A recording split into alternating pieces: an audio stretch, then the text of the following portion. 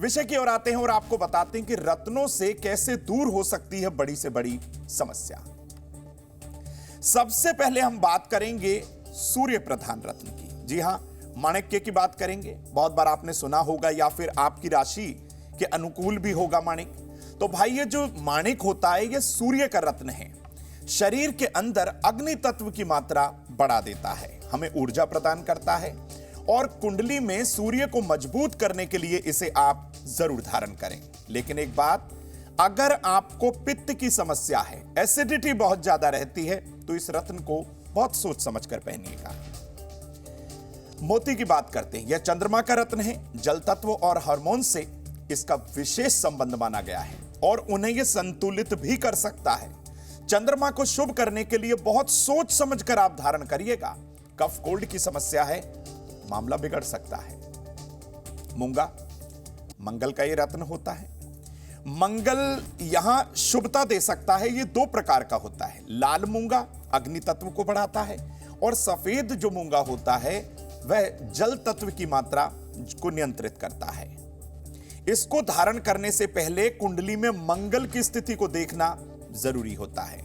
इससे मंगल को बहुत ज्यादा बल मिलता है, शुभता आपको मिलने लगती है। मित्रों, अब बात करते हैं कि पन्ने रत्न की। पन्ना जो होता है, बहुत बार आपने पन्ने की माला भी पहनी होगी। पन्ने की माला से मंत्र जाप भी किया जा सकता है और पन्ने जो है एक से अधिक मात्रा भी धारण किया जा सकते हैं अगर छोटे हैं तो। पन्ना जो होता है वो बुध का रत्न होता है। पृथ्वी तत्व से इसका डायरेक्ट संबंध होता है। आपकी मानसिक स्थिति को मजबूत करने के लिए, व्यापार की स्थिति को बहुत ज्यादा बढ़ाने के लिए, उत्तम करने के लिए, लाभ की प्राप्ति के लिए इसे धारण किया जाता है। आपने सुना होगा ना, हम कई बार कहते हैं कि भाई आप 6.25 रत्ती का पन्ना पहनिए या पुखराज पहनिए या माणिक पहनिए, तो ये उसी आधार पर कुंडली का आकलन करके हम आपको सलाह देते हैं। अगला रत्न है पुखराज, महिलाओं का बेहद प्रिय रत्न। देखिए, अक्सर आपने किसी महिला को, माता को, बहन को देखा होगा अपने लेफ्ट हैंड की इंडेक्स फिंगर के अंदर वो एक पीले रंग का रत्न पहने हुए होती हैं, जो होता है पुखराज। यह बृहस्पति का रत्न है। आकाश तत्व से इसका संबंध है। ज्ञान ऐश्वर्य के साथ साथ आपके अंदर अहंकार की मात्रा को बढ़ा देता है। जी हां, कहीं ना कहीं जो ईगो आड़े आ जाती है ना, वो यही दे देता है।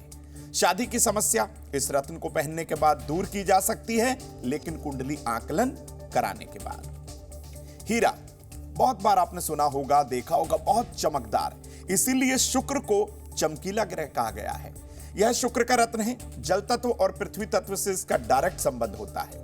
यह विशेष तौर पर जो हमारे सप्तम भाव के कारक कहे गए हैं शुक्र, उस कारक की मात्रा को बढ़ाने के लिए, उस कारक को मजबूत करने के लिए, विवाह में सुख की मात्रा को बढ़ाने के लिए, विवाह को सुखद बनाने के लिए, वैवाहिक जीवन को इसे आप धारण कर सकते हैं। लेकिन एक बात बता दूं, इसका एक सब्स्टिट्यूट भी होता है, ओपल। वो इतना ज्यादा आपको नुकसान नहीं देगा, लेकिन जब भी आप हीरा धारण करें, बहुत सोच के समझ के आपको धारण करना है, वरना आप मुश्किल में आ सकते हैं। तो शुक्र को बलवान करने के लिए आप इसे जरूर पहने। बात करते हैं नीलम की। नीलम का जो रत्न है वो शनि से संबंध रखता है। वायु तत्व से इसका संबंध होता है। ये आपके संघर्ष को, आपके स्ट्रगल को, आपके मेहनत को घटाकर लाभ की मात्रा बढ़ा देता है। आजीविका प्राप्त करने में आपकी बहुत मदद करता है। तो ये तो थी जानकारी, आपको बता दूं रत्नों के विषय में। अब रत्नों का प्रयोग कितना प्रभावशाली होता है, ये भी जरा समझ लीजिए। देखिए, ज्योतिष और आयुर्वेद में रत्नों के प्रयोग का बहुत ज्यादा महत्व बताया गया है। आपने सुना भी होगा, देखा भी होगा, और आपने रत्न कभी ना कभी प्रयोग भी किया होगा। ग्रहों के शुभ प्रभाव को बढ़ाने और अशुभ प्रभाव को घटाने के लिए रत्नों का प्रयोग किया जाता है। रत्नों का प्रभाव कभी कभी बहुत धीमा भी होता है, कभी कभी तीव्र भी होता है। कुंडली के सही तत्व और ग्रहों की स्थिति को देखकर ही आप रत्न पहनिएगा।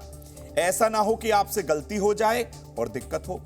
तो आपकी स्थिति को पहले से बेहतर करने के लिए, ग्रहों की स्थिति को आपके अनुकूल करने के लिए आप इसे पहन लीजिए।